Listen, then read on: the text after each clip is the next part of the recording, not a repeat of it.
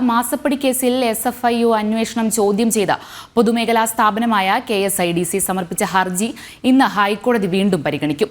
കരിമണൽ കമ്പനിയായ CMRL share holder മാത്രമാണെന്നാണ് KSIDC വാദം. KSIDCക്കെതിരെ അന്വേഷണം നടത്തിയേ മതിയാകൂ എന്നാണ് SFIയുടെ നിലപാട്. മുഖ്യമന്ത്രിയുടെ മകൾ വീണ വിജയൻ ഉൾപ്പെട്ട CMRL മാസപ്പടി ഇടപാടിലെ SFIU അന്വേഷണ പരിധിയിൽ നിന്ന് ഒഴിവാക്കണമെന്നാവശ്യപ്പെട്ടുള്ള KSIDCയുടെ ഹർജിയാണ് ഹൈക്കോടതിയുടെ പരിഗണനയിലുള്ളത്.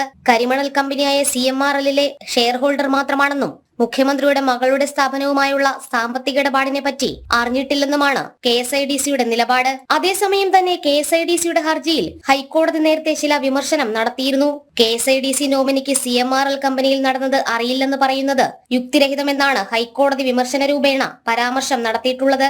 CMRLന്റെ സംശയകരമായ ഇടപാടുകൾ സംബന്ധിച്ച് KSIDC ജാഗ്രത പുലർത്തിയില്ലെന്ന് കോർപ്പറേറ്റ് മന്ത്രാലയവും ഹൈക്കോടതിയിൽ നേരത്തെ മറുപടി സത്യവാങ്മൂലം നൽകിയിരുന്നു.